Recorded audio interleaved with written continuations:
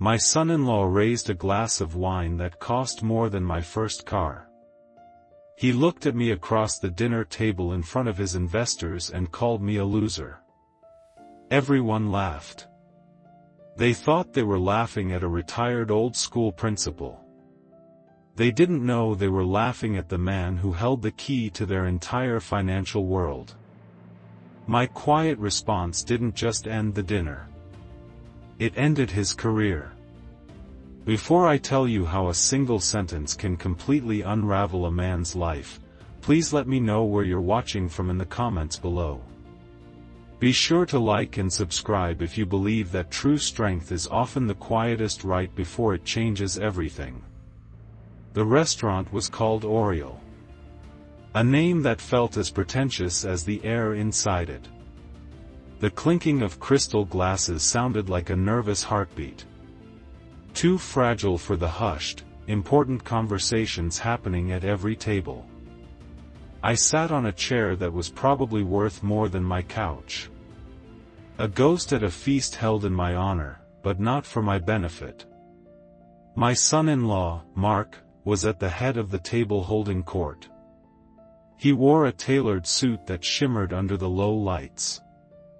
Each movement a carefully rehearsed gesture of power and success. I wore my best suit. A simple navy wool I'd bought for my wife's funeral 10 years ago. It was a good suit, meant to convey quiet dignity. But in this room, surrounded by glittering watches and designer labels, it felt like a relic from another time. A time when a man's worth wasn't measured by the brand he wore. A waiter, silent as a shadow, placed a plate in front of me. It held a single scallop surrounded by a mysterious foam and a scattering of tiny flowers. I looked at the dish and thought of my late wife, Carol. She would have laughed. Not a mean laugh, but a genuine, heartfelt chuckle at the absurdity of it all.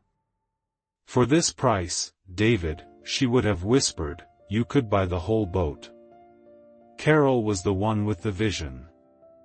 The one who turned her grandmother's sauce recipe into a business we built from our garage. We worked side by side, smelling of tomatoes and basil. Our hands stained, our faces tired, but happy. This world of foam and whispers was not our world. It was Mark's world. And as I saw the waiter discreetly place the bill, the very long, very expensive bill, near Mark's elbow, I felt a familiar quiet ache. It was Mark's world, but it was my money paying for the rent. The bill would be settled by the supplementary credit card I'd given my daughter, Jessica. A card linked directly to the Harrison Family Trust. A trust built on Carol's legacy. Mark finally decided the moment was right. He tapped his glass with a fork. A sharp, piercing sound that cut through the restaurant's murmur. Every eye turned to him. He beamed. A conqueror surveying his domain. His potential investors. Two men with cold eyes and expensive haircuts looked at him expectantly. My daughter, Jessica, sat beside him. Her smile a beautiful, brittle thing. She looked like a doll placed perfectly in a dollhouse. And I wondered when she had forgotten how to be real. Friends, colleagues, Mark began, his voice smooth and practiced. I want to thank you all for being here tonight to celebrate the future. A future of innovation, growth, and unparalleled success. He spoke of his tech company, Sterling Financial, using words like synergy and disruption and paradigm shift.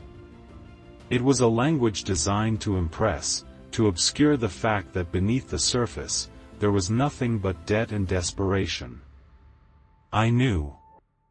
I had seen the reports from my financial advisor. But I had stayed silent. For Jessica.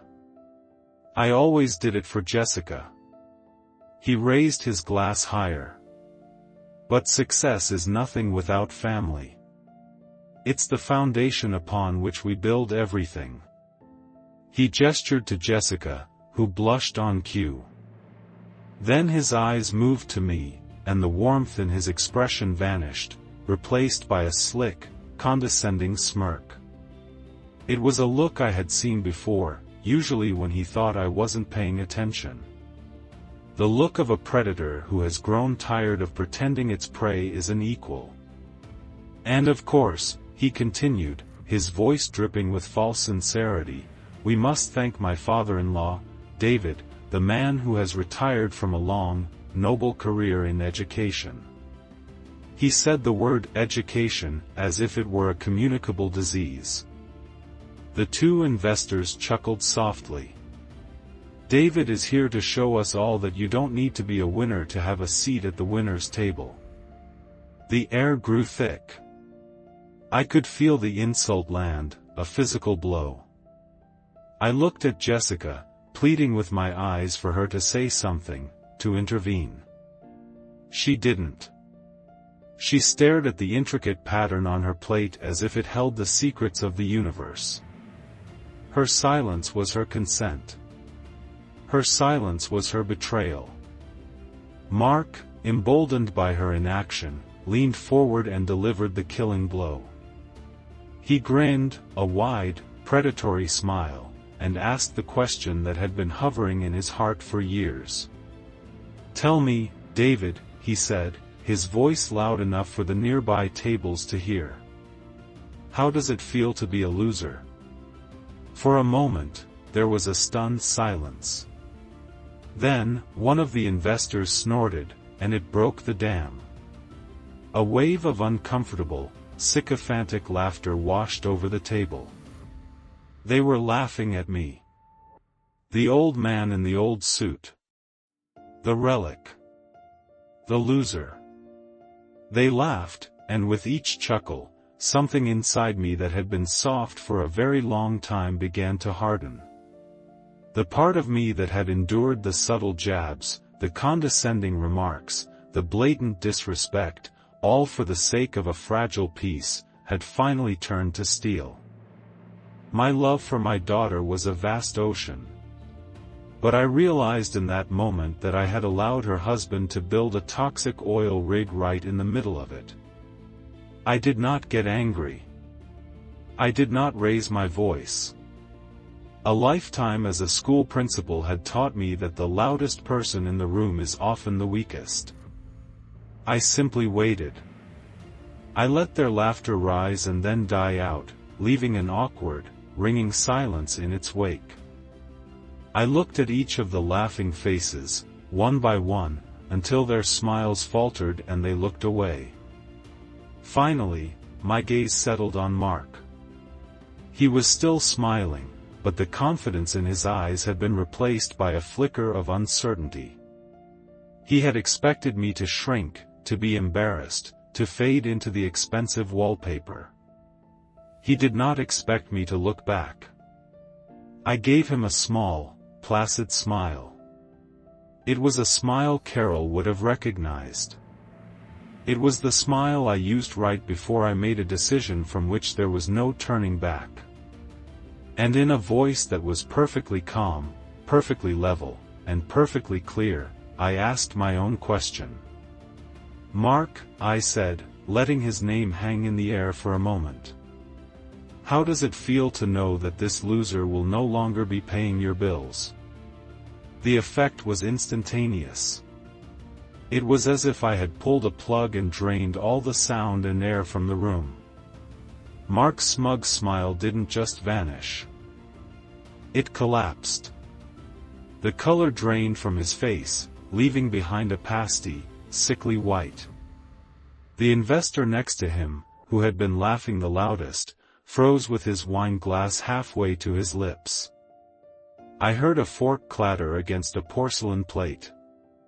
And then I saw my daughter. Jessica's head snapped up, her eyes wide with a terror so pure, it was almost breathtaking. The beautiful doll was finally, horribly real. The silence that followed was louder than any laughter had ever been. It was the sound of a world ending. His world. And in that silence, I felt the first glimmer of peace I had known in years. The taxi moved through the city like a ship navigating a river of light. The flashing neons and glittering storefronts of Manhattan blurred past the window, each one a world away from the cold silence inside the car. The adrenaline from the restaurant had faded, leaving behind a hollow ache in my chest. It wasn't Mark's insult that echoed in my mind. Words from a man like that are weightless, like ash. No, what I saw when I closed my eyes was my daughter's face. Jessica. The way she had looked down at her plate.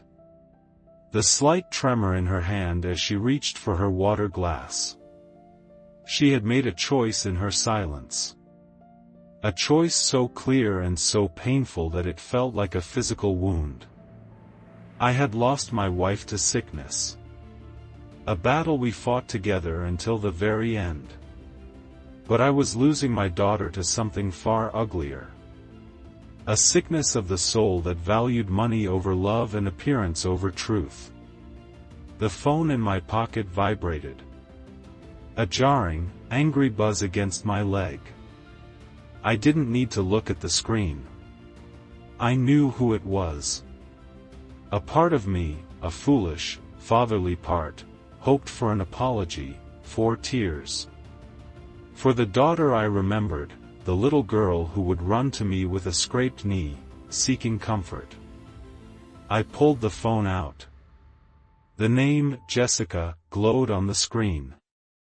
I took a slow breath, held it, and then answered, placing the cold glass against my ear. I didn't even have a chance to say hello. Her voice was a shrill, panicked torrent. A flood of anger and fear. "What did you do?" she shrieked, her voice cracking. "What is wrong with you? You ruined everything." I remained silent, listening to her ragged breaths on the other end of the line. The driver glanced at me in the rearview mirror, his eyes curious, before focusing back on the road. "Those were important people, Dad. Mark's investors. He has been working on this deal for 6 months." Her voice rose with every word. "And you just walk in and destroy it all with one stupid, selfish sentence. Do you have any idea how important that deal was to him?" And there it was. That one word. Deal. It wasn't about respect. It wasn't about the public humiliation of her own father. It wasn't about family or love or dignity. It was about a deal. In the cold, clear light of that single word, everything became sharp and focused. Mark wasn't just an arrogant fool. He was a user. He had staged that entire dinner not to celebrate anything, but to perform for his investors. And I was a part of the stage dressing. I was the folksy, retired father-in-law. A prop meant to signify stability and old money. A living, breathing financial statement he could point to. My role was to sit there, smile, and embody the wealth he was using to secure their trust. My outburst hadn't just been an embarrassment. It had been a catastrophic malfunction of his equipment. The hollow ache in my chest was replaced by a sudden, cold clarity. The sadness was still there, but it was now encased in ice. She wasn't angry for me. She was terrified for herself. For the lifestyle that was now hanging by a thread. The thread I was holding. I let her frantic accusations trail off into a panting silence. I did not raise my voice. I did not argue. I let the weight of her words settle in the quiet space between us. Then, in a voice that was lower than a whisper but heavier than a stone, I said the only thing that was left to say. "You've chosen your side, Jessica." I didn't wait for a reply. I didn't want to hear the excuses or the justifications. I pressed the red icon on the screen, ending the call, and slipped the phone back into my pocket. The silence that filled the taxi now was different. It was no longer the silence of grief or shock. It was the silence of purpose. The silence of a man who had finally accepted a terrible truth and knew with absolute certainty what he had to do next. I looked out the window, not at the passing lights, but at the long, clear road ahead. The fight wasn't over. It had just begun. I slept for maybe 2 hours, but it wasn't sleep that brought rest. It was a shallow, gray state of unconsciousness, haunted by the image of my daughter's face. When I woke, the sun was just beginning to cast long shadows across my bedroom floor. The anger from the night before was gone. The shock had subsided. In their place was a clarity so cold and hard, it felt like a diamond had formed in my gut. I knew what I had to do. I did not call a lawyer. The time for legal threats would come later. First, I needed to understand the battlefield. I needed facts. I called Grace. Grace Connolly had been my financial advisor for 15 years. She was a woman in her late 50s with sharp, intelligent eyes and a calm, no-nonsense demeanor that I had always found reassuring. She had helped me and Carol with our initial business planning for Carol's Kitchen. She had been there, a steady and compassionate guide through the nightmare of the medical bills. And she was the one who had structured the sale of the company and helped me create the trust. Her office wasn't flashy like the restaurant. It was a place of quiet competence, filled with dark wood furniture, shelves of financial journals, and a faint, pleasant scent of old paper and coffee. It felt safe. It felt real. She greeted me at the door to her personal office, her expression one of professional concern. "David," she said, her voice soft. "I got your message. Come in. Sit down. Can I get you some coffee?" She saw the answer in my eyes before I could speak. I wasn't there for pleasantries. I sat in one of the leather armchairs across from her large mahogany desk, and for a moment, I just looked at her. She was a link to the past. To a life that had made sense. "Grace," I began, my voice steady. "I need you to do 2 things for me this morning, with immediate effect." She leaned forward, her hands folded on the desk, giving me her full attention. "First, I want you to freeze the supplementary credit card attached to the main trust account. The one in Jessica's name. As of this moment, it is to be declined for any and all transactions." Grace's eyebrows rose slightly, the only sign of her surprise. She knew Jessica had been using that card for years. It paid for everything from her groceries to her lavish vacations with Mark. To cut it off was like turning off the water supply to a mansion. She didn't ask why. She just made a note on a legal pad. "Consider it done," she said.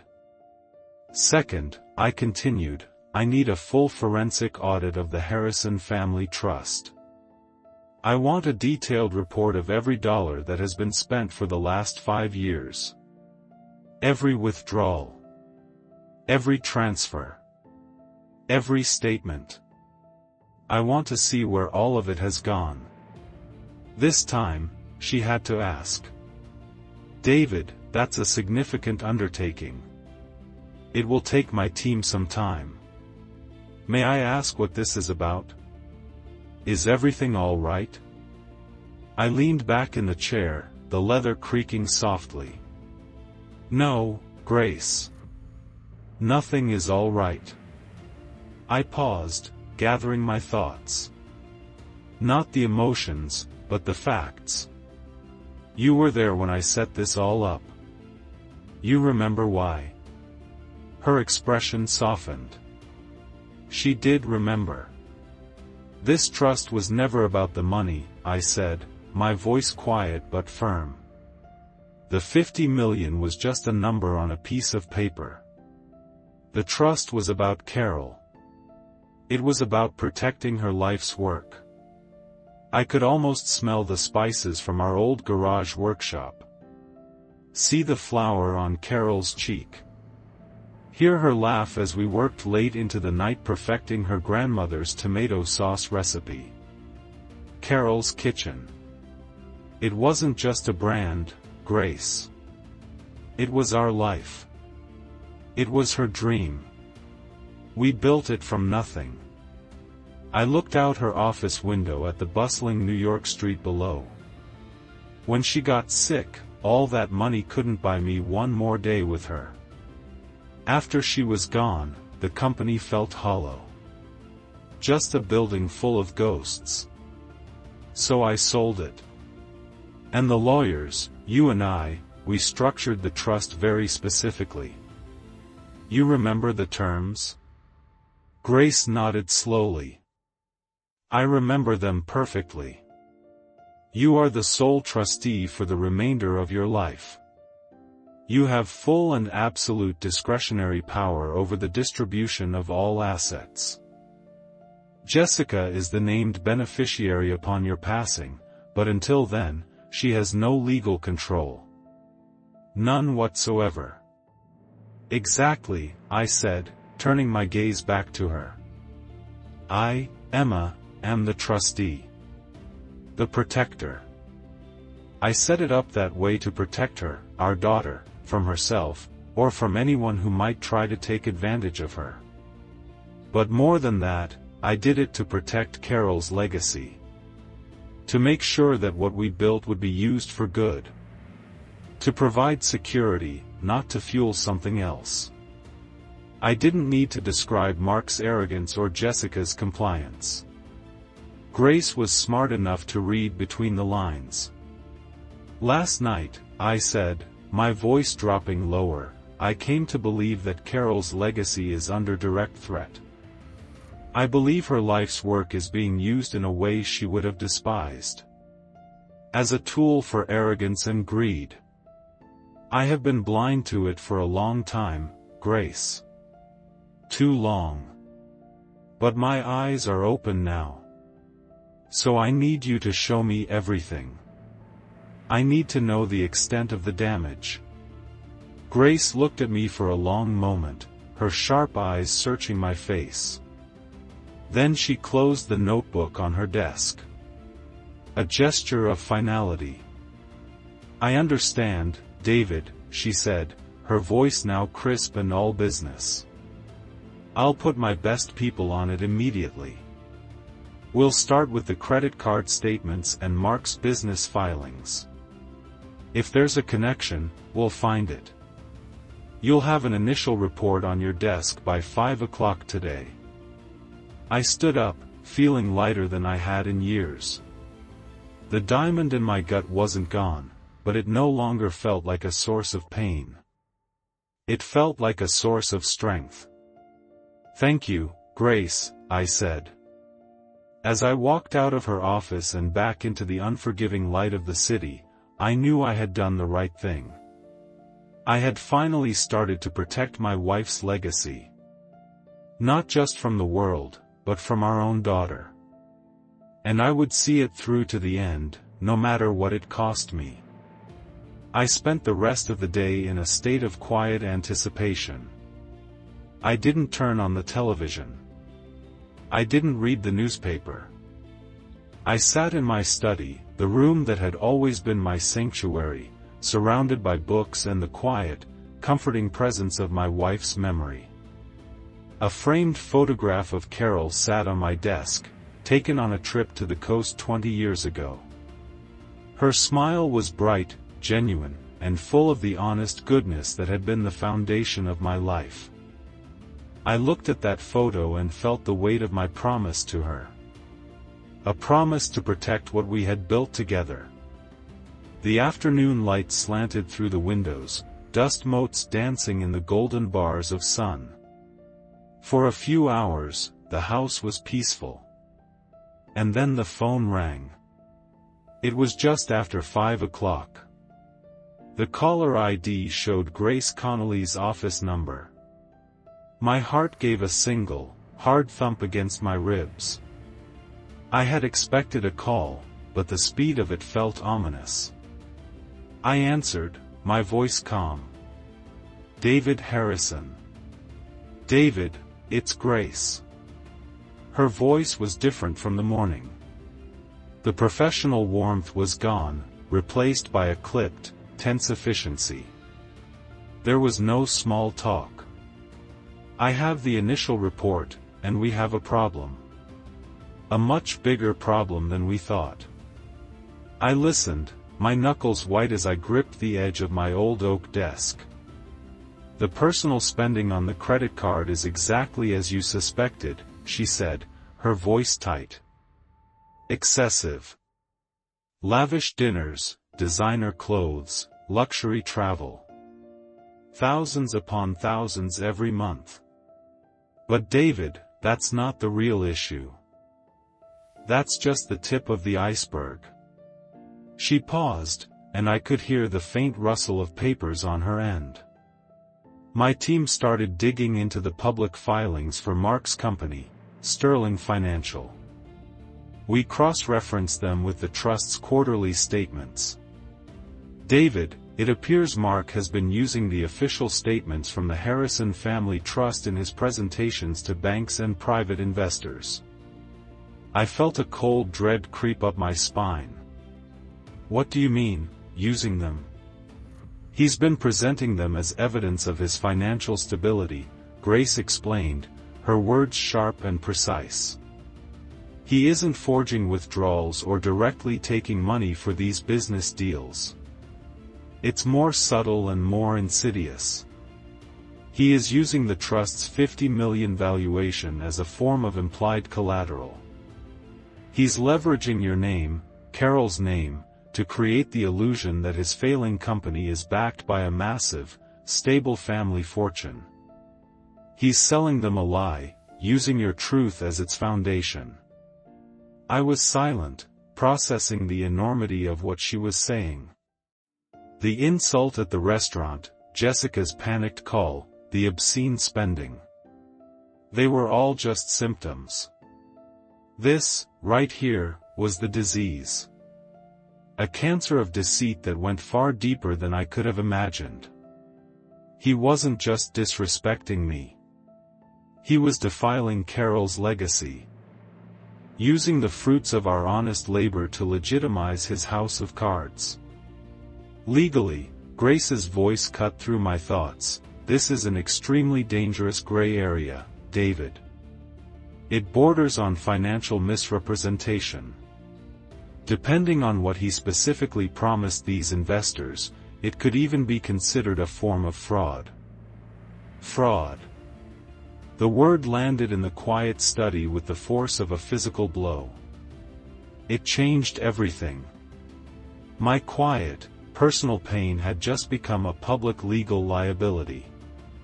The battle I thought I was fighting had just moved to a much larger and more dangerous arena.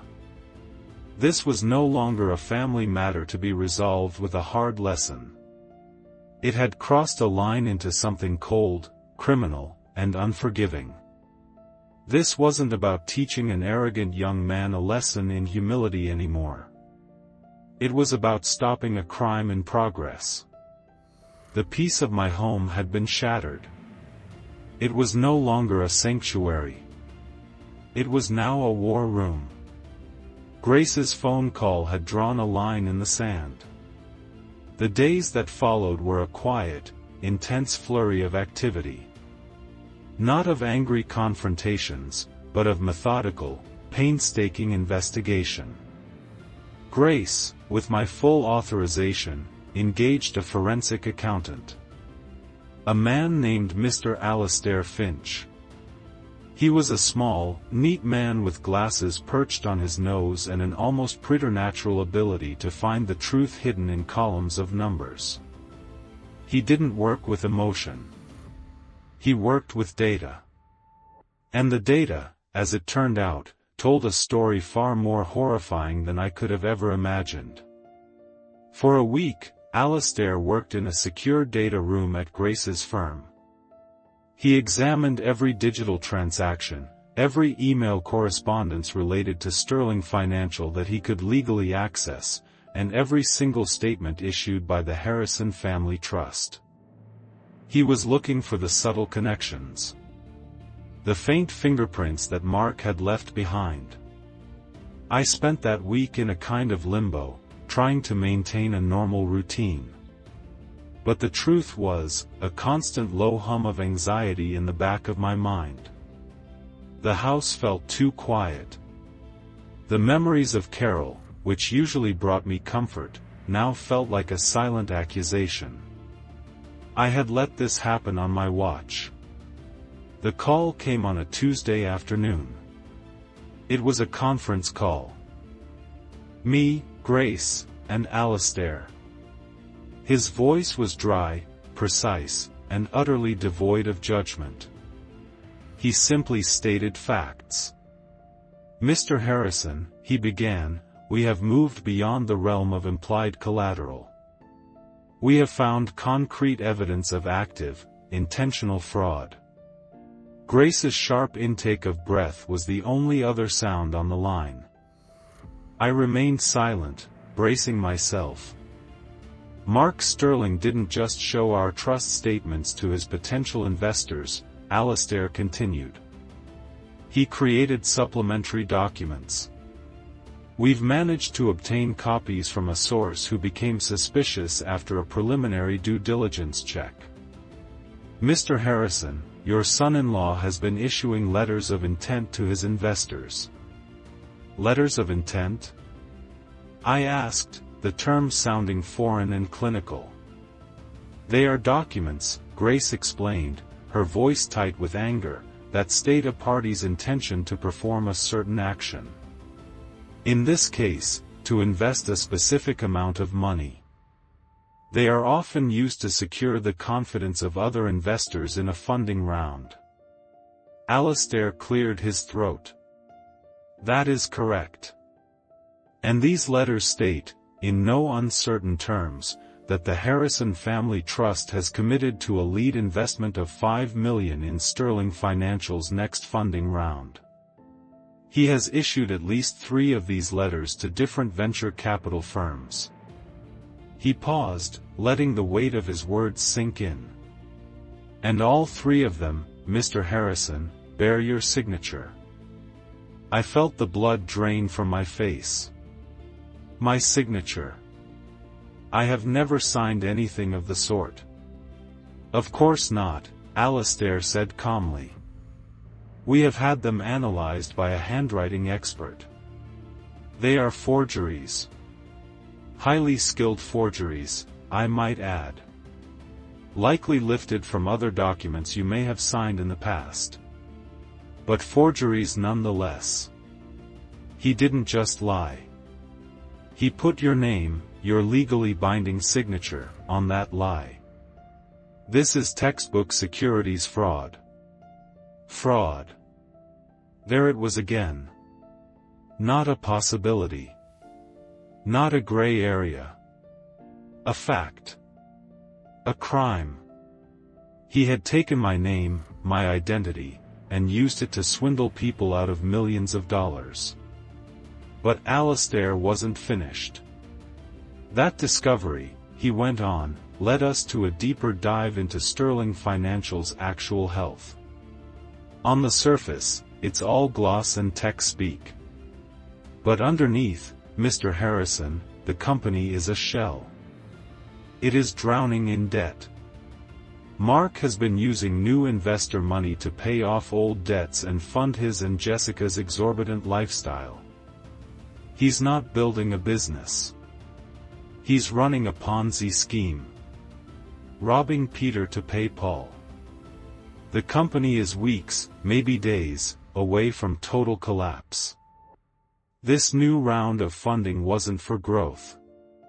It was a last, desperate gasp for air before he went under for good. And in that moment, the entire ugly picture snapped into focus. The dinner. The investors.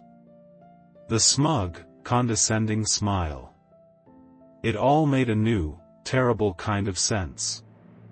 The insult he had hurled at me across the table. How does it feel to be a loser? It hadn't just been the casual cruelty of an arrogant man. It was the desperate projection of a complete and utter failure. He was the one drowning in a sea of his own lies. His ship sinking fast. And he had looked at me, his only possible lifeline, and called me a loser. It was the pathetic sneer of a man who despises the very thing he needs to survive. He didn't see me as a father-in-law or even a person. He saw me as a walking, talking bank account. A tool he was entitled to use. And he hated me for it.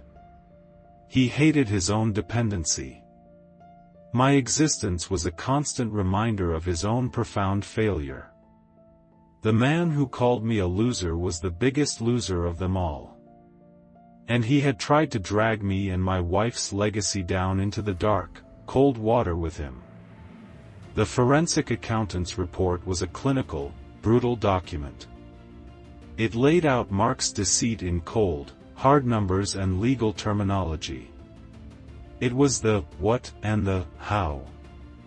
But as I sat in the profound silence of my house, I found myself grappling with the why. Not Mark's why. That was easy to understand. It was the simple, ugly greed of a desperate man. I was grappling with my why. Why had I allowed this to happen? Why had I been so blind for so long? My mind felt cluttered with facts and figures. A storm of legal possibilities and financial ruin. I needed to do something simple. Something physical. I went up to the attic. The air upstairs was thick with the scent of old wood, dust, and time itself. It was a museum of our life together. Old furniture draped in white sheets stood like silent ghosts. Stacks of photo albums leaned against one another. It was a place I hadn't visited in years. A place I avoided because the memories were too sharp. I started moving a stack of old magazines, intending to finally throw them out, when my hand brushed against a cardboard box tucked away in a dark corner. On the side, written in a familiar, elegant script, were two words that stopped my heart. Carol's Kitchen. My breath caught in my throat. I pulled the box out into the weak light filtering through the single dusty window. The tape was old and brittle. I peeled it back carefully, a strange reverence washing over me. The first thing I saw was a stack of paper napkins. The cheap kind from the diner where Carol and I used to have coffee every morning before starting work in the garage. On them, in faded ink, were dozens of hand-drawn sketches. They were our first logo designs. A smiling tomato. A whisk and a wooden spoon crossed like a coat of arms. And the one we almost chose. A simple heart shape made from 2 basil leaves. I remembered us arguing and laughing over those designs, full of the impossible, reckless hope that only comes when you are building a dream from nothing. Underneath the napkins were the photos. Faded Polaroids from a time before everything was digital. There was Carol. A smudge of flour on her nose. A brilliant, unguarded smile on her face as she looked at me from behind a mountain of fresh tomatoes. There was a picture of me, younger and thinner looking, utterly exhausted but proud, standing beside the first pallet of jars ready for our first ever shipment. I could almost feel the rough wood of the pallet under my fingers. The sense of accomplishment. The shared feeling that we were on the verge of something real. And then, at the very bottom of the box, was the treasure. Her recipe book. It was a simple spiral-bound notebook with a worn, soft cover. I lifted it out. It felt sacred in my hands. I opened it. The pages were yellowed and stained with splashes of olive oil and tomato sauce. The ghosts of 1,000 batches of her incredible marinara. Her handwriting filled every page, detailing not just ingredients and measurements, but little notes in the margins. "Add more garlic," she had written on one page. "This is the one that made David dance in the kitchen," she had written on another. I ran my thumb over the crinkled paper, and the years melted away. This book was the soul of our company. It was the heart of our life's work. It was her. Holding that book, the dusty attic faded away, and I was somewhere else entirely. I was in a sterile white hospital room that smelled of antiseptic and quiet despair. The only sound was the rhythmic electronic beep of the heart monitor. Carol was frail. So frail. A pale shadow of the vibrant woman in the photographs. But her eyes, when she looked at me, were as clear and bright as ever. She took my hand, her grip surprisingly strong. "David," she had whispered, her voice a dry rustle of sound. "Promise me. Promise me 2 things." I leaned in closer, my heart breaking. "Anything, Carol. Anything. Take care of our girl," she said, a single tear tracing a path down her cheek. She can be easily swayed. Protect her." Then her eyes took on a fierce, protective light. "And our kitchen. What we built. Don't ever let anyone destroy it. Don't let them make it cheap." I squeezed her hand, my own tears blurring her face. "I promise, Carol," I choked out. "I will take care of our daughter. And I will never let anyone destroy what we built together. I promise." The memory shattered, and I was back in the attic. The dust motes dancing in the silent air. A wave of guilt so powerful it almost brought me to my knees washed over me. I had failed. I had failed in both promises. I had not protected my daughter. I had enabled her. And I had stood by while her husband, a charlatan and a fraud, had taken the legacy of our hard work, our love, our late nights in the garage, and cheapened it. He had used its good name to fuel his lies, to pay for his gaudy, empty life. He had taken the soul of Carol's kitchen and tried to sell it for parts. The guilt was swiftly followed by a surge of anger. A cold, righteous anger that burned away all the doubt and sadness. This was no longer just about financial fraud or a legal battle. This was about a sacred promise made to the woman I loved. It was about honor. It was about her memory. I carefully placed the photos and the napkins back in the box, but I kept her recipe book.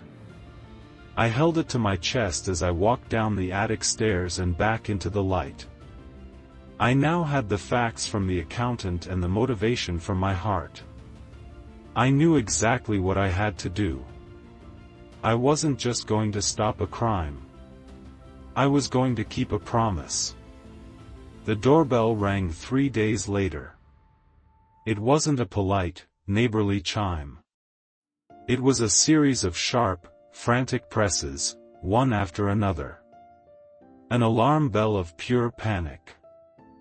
I knew who it was before I even reached the door. I had been waiting for them. When I opened it, they stood on my porch. A portrait of unraveling chaos. Jessica's face was pale and blotchy, her eyes red from crying. Mark looked like a caged animal.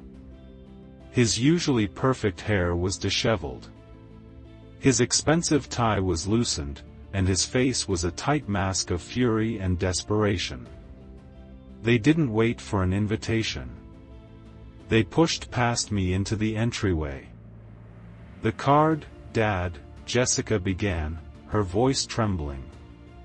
"It's not working. The payment for the car lease was declined this morning. And the club. They called about the membership dues. It was so embarrassing." Her words tumbled out, a litany of first-world problems that sounded utterly pathetic in the quiet dignity of my home. She seemed to be expecting me to be surprised, to fix it, to make the bad things go away as I always had. But Mark cut her off. He had no time for her theatrics. He was all raw, aggressive energy. He strode into my living room and slammed a leather-bound folder down on the coffee table. The sound echoed in the silent house. The mask of the charming, successful CEO was gone forever. In its place was the true face of Mark Sterling. A cornered, desperate man, stripped of all pretense. "We don't have time for this," he snapped at Jessica before turning his eyes on me. They were cold, hard, and full of a furious sense of entitlement. "There's a clerical error at the bank," he said, his voice a low growl. "They need your signature to clear it up. It's just a formality." He tried to sound casual, but the lie was so thin, it was transparent. His hand was shaking slightly as he gestured toward the folder. I didn't respond to his lie. I didn't acknowledge their panic. I calmly walked over to the coffee table, picked up the folder, and sat down in my favorite armchair. The one Carol always said was the throne of the house. I took my time opening it. I reached into my shirt pocket and pulled out my reading glasses, polishing them slowly with a handkerchief before placing them on my nose. Each small, deliberate action seemed to amplify their frantic energy. They stood there, shifting their weight, watching my every move. The document inside was thick with the dense, intimidating language of lawyers and bankers. But a few words stood out with perfect, damning clarity. At the top of the page, in bold letters, it read, "Loan Guarantee Agreement." And further down, next to a long empty line waiting for a signature, was the reason for their visit. The number that represented their last hope. $5 million. He wanted me to personally guarantee a $5 million business loan for his fraudulent company. He wanted me to tie Carol's legacy, my entire future, to his sinking ship. I read the entire document, even though I already knew what my answer would be.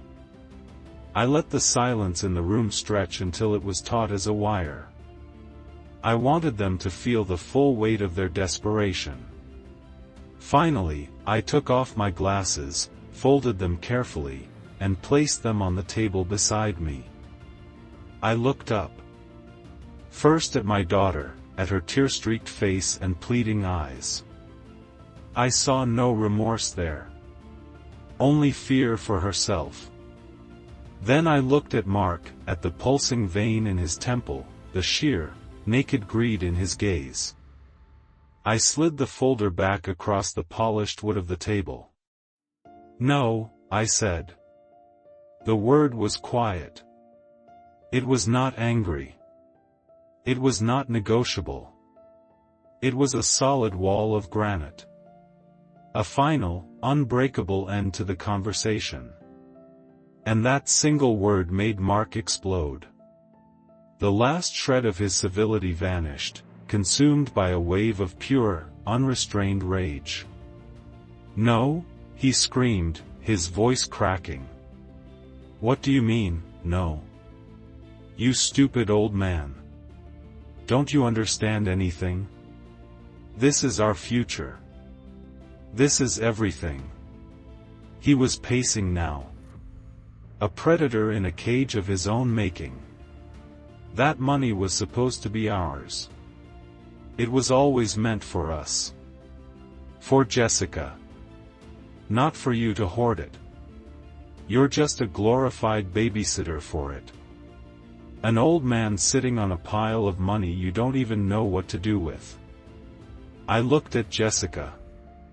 She was openly sobbing now, her hands covering her face. But her tears were not for me. They were for the cars, the clubs, the clothes. She put a hand on Mark's arm. A weak, fluttering gesture. "Mark, please," she whimpered, but there was no force in it. She did not defend me. She did not stand up for me. In this final, ugly moment, she stood with him. Mark shook her hand off, his eyes still locked on me, blazing with a hateful fire. He took a step closer, leaning over me, his face twisted in a sneer. He was out of options. The lies hadn't worked. The rage hadn't worked. All he had left was a threat. "You'll regret this, old man," he hissed, his voice low and menacing. "You have no idea what you've just done." He then spun around, grabbed Jessica by the arm, and stormed out of the house. The front door slammed shut behind them with a deafening crack, leaving a profound, ringing silence in its wake. I sat there in my armchair, the throne of my quiet house, and I did not feel fear. I did not feel regret. I felt the calm, hard certainty of a man who had finally, after a long and painful journey, done exactly the right thing. He had threatened me, but he had no idea that I was already planning my next move. And it was not a defense. It was an attack. Mark's threat hung in the air of my house long after he and Jessica had gone. But it was an empty threat. A dog with no teeth. He thought he was the predator, but I had the full report from Alistair Finch's investigation sitting on my desk. I knew the truth. And the truth, I was beginning to learn, was a far more powerful weapon than anger. The next morning, I did what I should have done weeks ago. I took that report, and I went to Wall Street. The law offices of Davies, Thorne, and Caldwell were on the 60th floor of a glass and steel tower that seemed to pierce the clouds.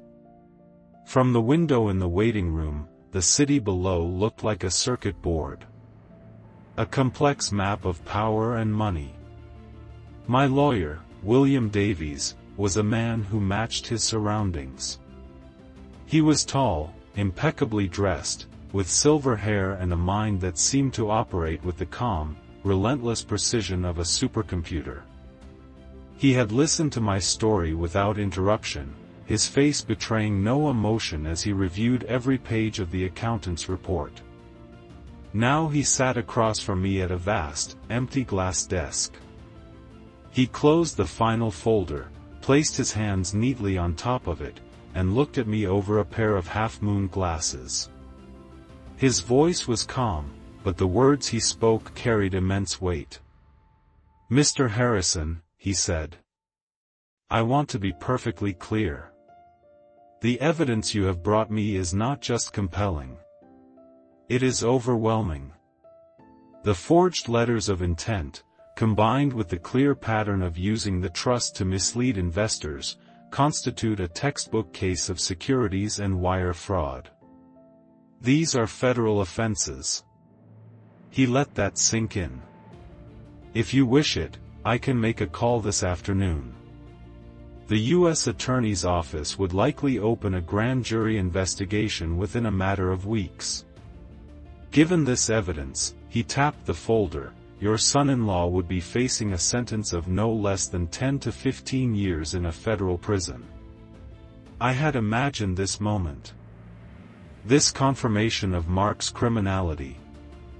I had expected to feel a sense of triumph, of righteous vindication. Instead, I just felt a profound and weary sadness. Prison. The word felt so brutal, so final. I thought of Jessica. Of the little girl I had raised. As complicit as she was, as lost as she had become, she was still my daughter. And her husband going to prison. The public disgrace. The financial ruin. It would obliterate what was left of her life. That is not what I want, Mr. Davies, I said, my voice quiet but firm. I am not seeking revenge. I am seeking a correction. An end to the lies. I want him to be stopped, but I do not wish to be the man who sends him to prison. My wife, Carol, she would not have wanted that. There must be another way. I looked out the window at the sprawling city. I want him to face the consequences of his actions, yes. But I want those consequences to be the natural result of his own house of cards collapsing. I don't want to burn the house down myself. I just want to remove the foundations.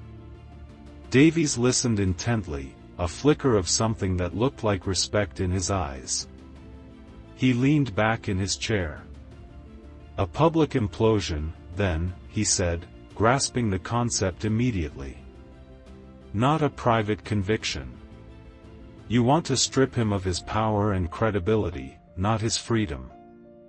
He steepled his fingers, his mind already shifting from prosecutor to strategist. In that case, timing is everything. My team has been monitoring Sterling Financial's activities since you first retained me. Mark is at a critical juncture. He swiveled his monitor around to face me. On the screen was a calendar.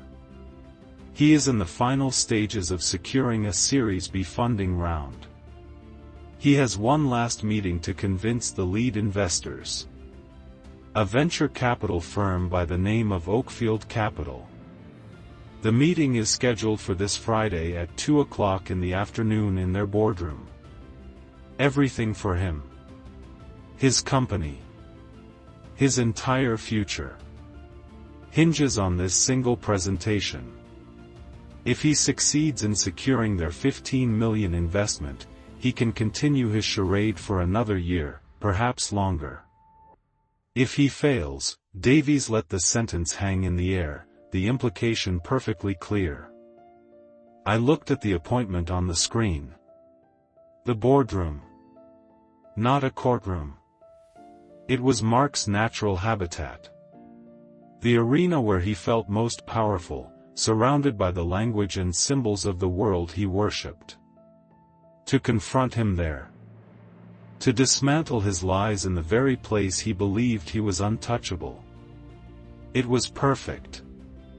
It was a lesson, not a punishment. It was justice, not vengeance. That's the place, I said, a sense of absolute certainty settling over me. That is where this ends. Mr. Davies nodded slowly, a faint smile touching his lips. He turned the monitor back toward himself and began to type. Then we have work to do, Mr. Harrison, he said. We have a presentation of our own to prepare. The calm before the storm had ended. Now we were planning the lightning strike. The elevator ascended 60 floors in a state of profound, humming silence.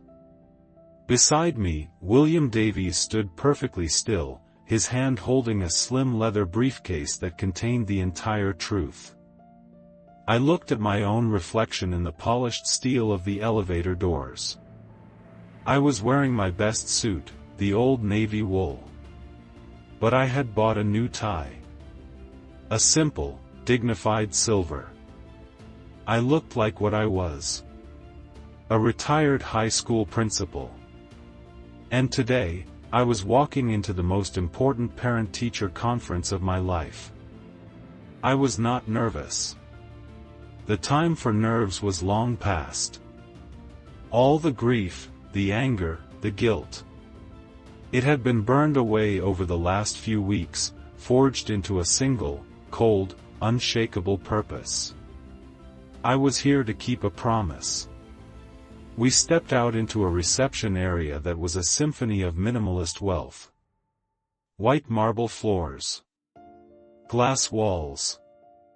And a single, stunning piece of modern art. A polite receptionist led us down a long, quiet hallway. Through the glass wall of a massive boardroom, I could see him. Mark. He was standing at the head of a long black table. A master of his universe. He was animated, confident, pointing to a large screen displaying a series of brightly colored charts that soared dramatically upward. Seated around the table were three men in dark, expensive suits. They were the partners of Oakfield Capital. They listened with the kind of intense, predatory stillness that comes from a lifetime of deciding who wins and who loses. We paused outside the door. I could hear the muffled sound of Mark's voice, slick and confident. I took a slow breath and thought of Carol's face. Of her hand in mine in that cold hospital room. "Don't let them make it cheap," she had said. I would not. Mr. Davies looked at me and gave a single, almost imperceptible nod. It was time. He opened the door. We stepped inside. The room was breathtaking, with a panoramic view of Manhattan sprawling out in every direction. The city looked like a kingdom from this high up. Mark was in the middle of a sentence, his voice full of passion and projection. And with the solid, multi-generational financial backing of our family trust, our Q4 expansion is not just a goal. It's a certainty. It was the perfect cue. As the door clicked softly shut behind us, all four men turned to look. The three investors registered our presence with cool, impassive curiosity. Mark's face, however, was a chaotic slideshow of emotions. First, confusion. Then irritation at being interrupted. And finally, a flicker of pure animal fear in the back of his eyes. His confident posture faltered. "Dad," he stammered, his voice a full octave higher than it had been a moment ago. "Mr. Davies. What are you doing here? We're in the middle of a meeting." I ignored him completely. To acknowledge him would be to engage with him. And my business was not with him anymore. My business was with the truth. I looked directly at the man at the head of the table. The senior partner. A man with cold, gray eyes and an aura of absolute authority. I walked slowly, deliberately, toward the table, my footsteps silent on the thick, plush carpet. Mr. Davies followed a half step behind me. "Good afternoon, gentlemen," I said. My voice was calm and even. The voice of a principal addressing the school board. It carried in the quiet room. "My name is David Harrison. I apologize for this unexpected interruption." I paused, letting them absorb my presence. "I am the sole and exclusive trustee of the Harrison Family Trust. I was told my family's name was just mentioned, and I felt it was my fiduciary duty to provide some clarity." Mark looked like he had been turned to stone, his mouth slightly agape.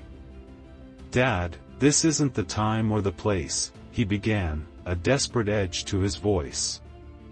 Again, I did not look at him. I kept my eyes on the senior partner. At that moment, Mr. Davies stepped forward. He opened his briefcase and, with the silent efficiency of a seasoned professional, placed a single, slim folder in front of each of the three investors. The folders were a simple, elegant, dark gray, with no logos or markings. They were objects of quiet, undeniable importance. "If you would, gentlemen," Davies said politely. "This will only take a moment of your time." There was a tense silence as the three men looked at each other. And then, as one, they opened the folders. The room was so quiet, I could hear the faint whisper of paper. I knew what they were seeing. I had gone over the documents with Davies a dozen times. They were simple, direct, and devastating. The first page was a single notarized statement from the Harrison Family Trust. It declared, in clear, unambiguous legal language, that the trust had no current investment, no future commitment, and no financial relationship whatsoever with Sterling Financial LLC or any of its affiliates. It was a categorical and complete disavowal. The second page was a high-quality copy of the forged letter of intent that Mark had given them. The one promising a $5 million investment from my trust. Attached to it was a one-page summary from a leading handwriting analysis expert, concluding with 100% certainty that the signature of David Harrison was a forgery. The third and final page was the most brutal of all. It was a copy of a letter formally addressed to the Enforcement Division of the U.S. Securities and Exchange Commission, the SEC. It officially requested a federal investigation into Sterling Financial for the fraudulent use of misleading documents to solicit investment capital. It was not a threat of future action. It was a declaration of a war that had already begun. I watched their faces as they read. It was a fascinating study. The initial look of polite curiosity on their faces slowly dissolved. Their eyebrows furrowed in concentration. Then I saw the subtle tightening of their jaws. The narrowing of their eyes. Their professional masks of impassivity did not crack, but the temperature in the room dropped by 20 degrees. The air became thick with the cold, hard reality of being lied to. They were not just seeing a deal fall apart. They were seeing a crime being exposed. A crime in which they were the intended victims. Finally, the senior partner finished reading. He looked down at the three pieces of paper for a long moment, then slowly lifted his gaze. He did not look at me. He did not look at Mr. Davies. He looked at Mark, who was now a ghastly shade of white, his whole body trembling slightly. The partner's face was utterly devoid of emotion. It was this complete absence of anger that was so terrifying. It was the face of a judge who had already passed sentence. He closed the gray folder. Then, with a slow, deliberate movement, he reached for Mark's glossy, colorful business proposal that lay in the center of the table.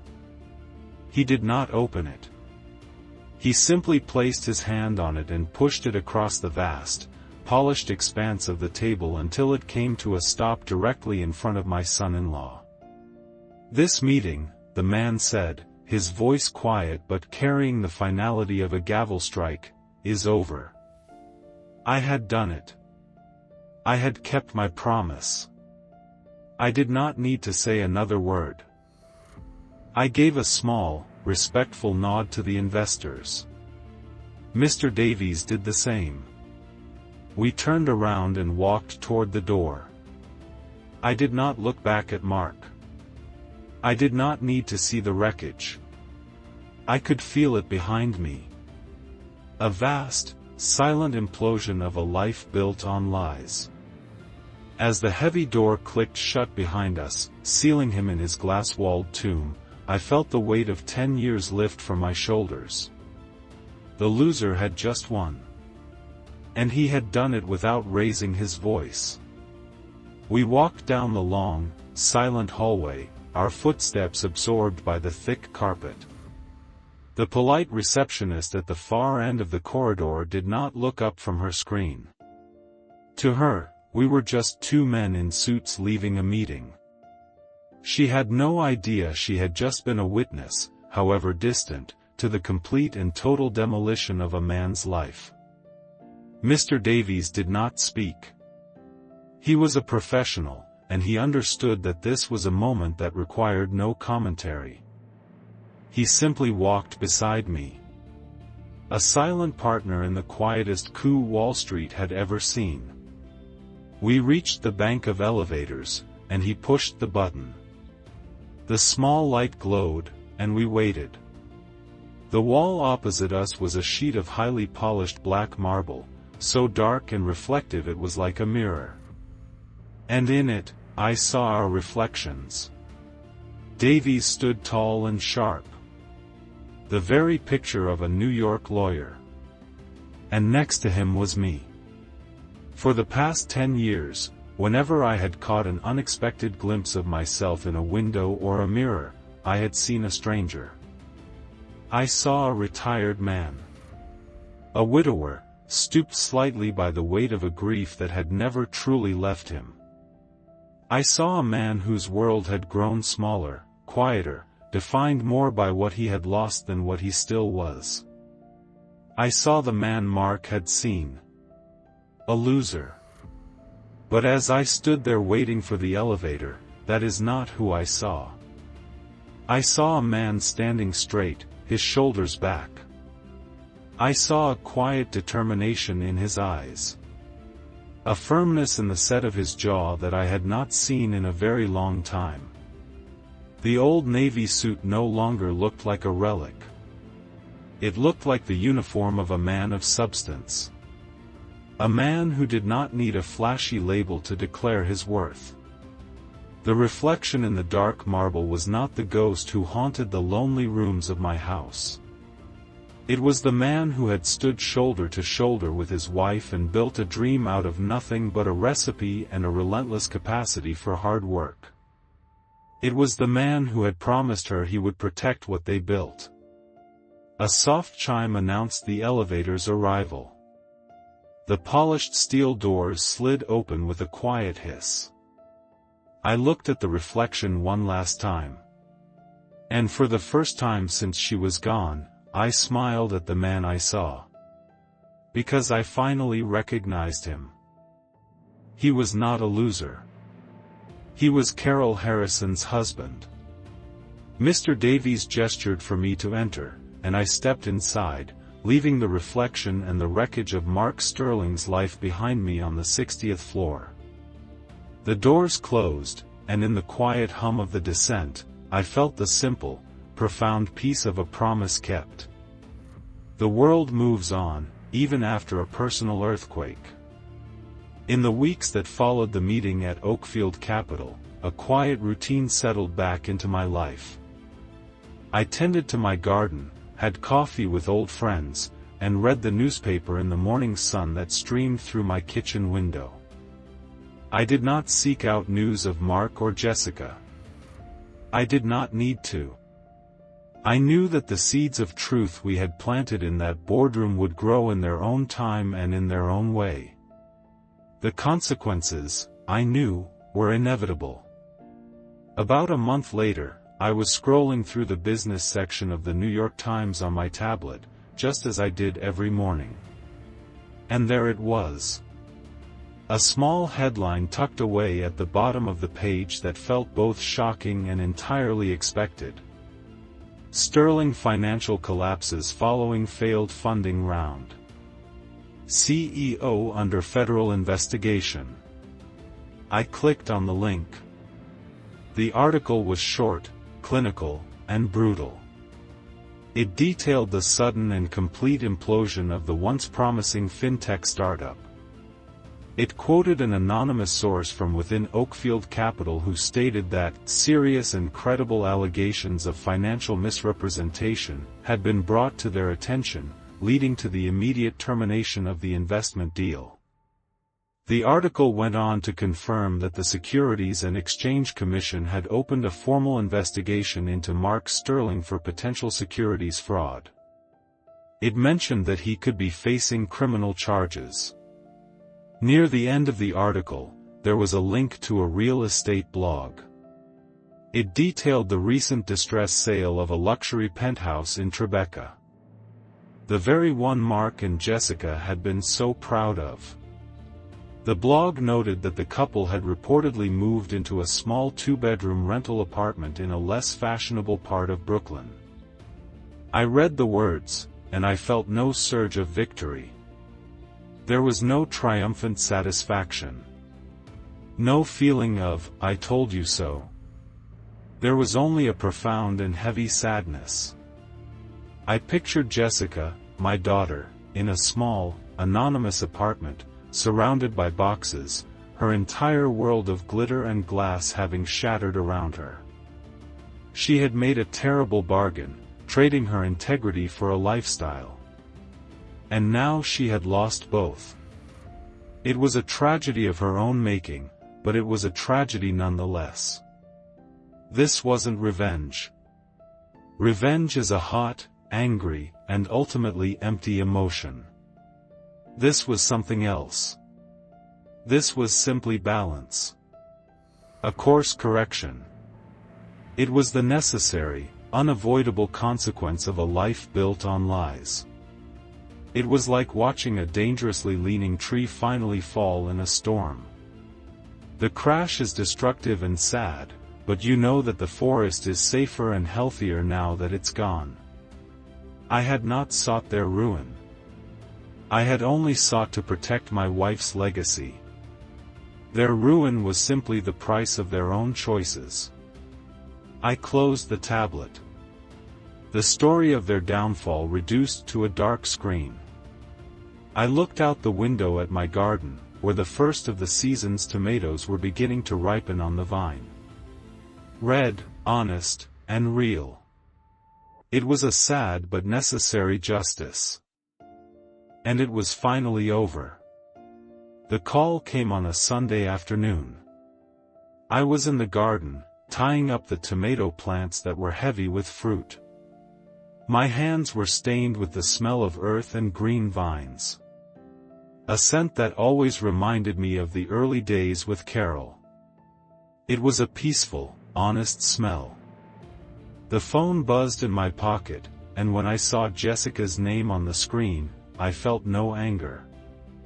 No anxiety. Just a quiet readiness. I knew this call would come, and I knew what I had to say. I wiped my hands on my jeans and answered. For a long moment, there was only the sound of her breathing on the other end. Shallow and ragged. Then a choked sob.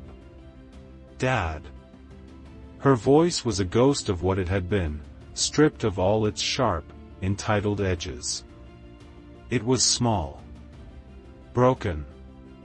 I didn't speak. I just listened, giving her the space she needed.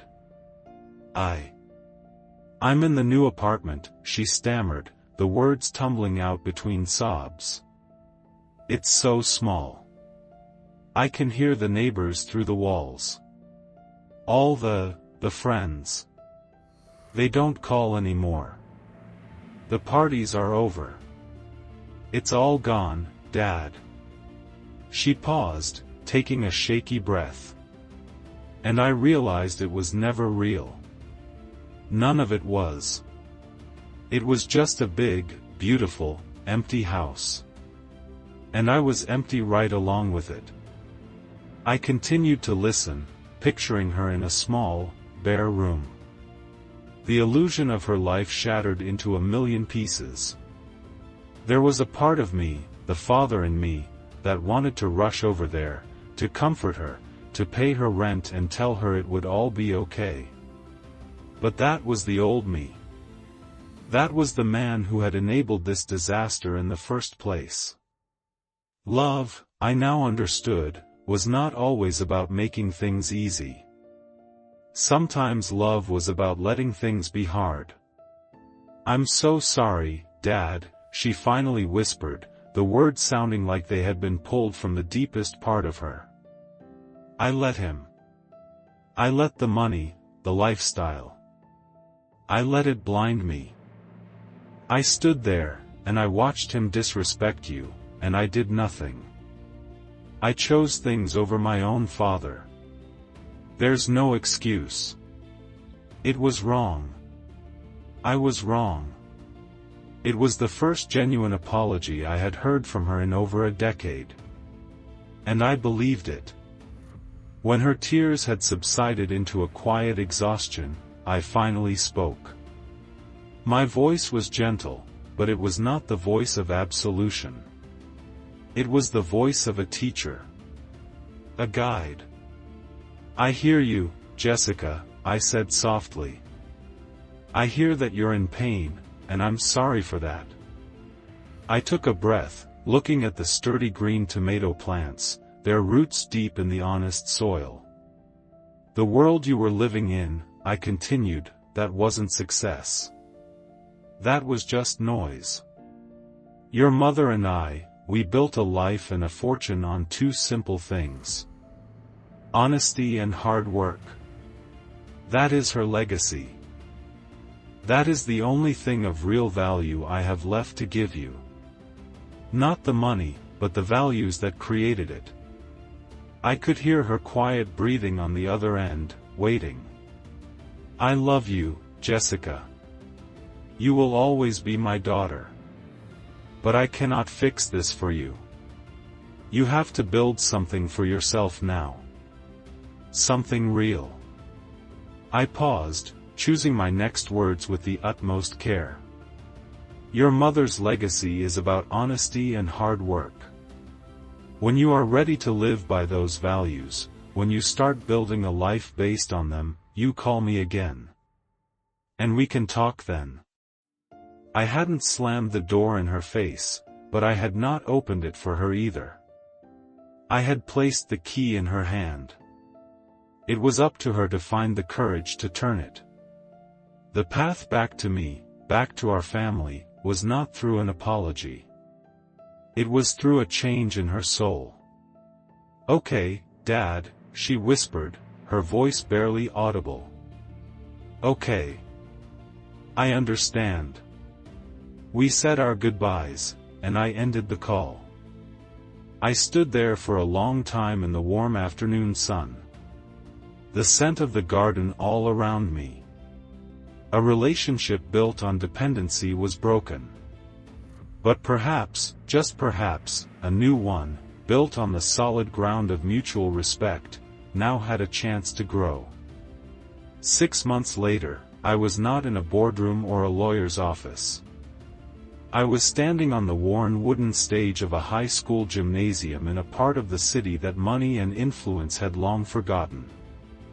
The room was filled not with investors in expensive suits, but with bright, eager, and hopeful young faces. The air smelled of chalk dust and old varnish. A scent that felt more like home to me than any fancy restaurant ever could. I looked out at the students, and I smiled. A real smile that reached my eyes. "My wife, Carol, had a dream," I began, my voice clear and steady. "It didn't start with a business plan or a bank loan. It started in our garage with a box of tomatoes from our garden and her grandmother's old recipe book. People told us we were foolish. But we believed in the value of hard work and the goodness of creating something real. I told them our story. The true story of late nights and early mornings. Of failures and small victories. And then I told them why I was there. Today, I said, my voice filled with a pride I hadn't felt in years, in honor of her spirit, the Harrison Family Trust is establishing the Carol Harrison Scholarship.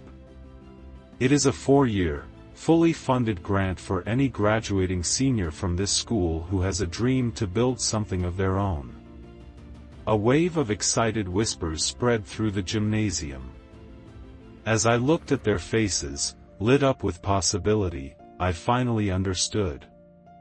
I had protected Carol's legacy not by locking her fortune away in a vault, but by setting it free.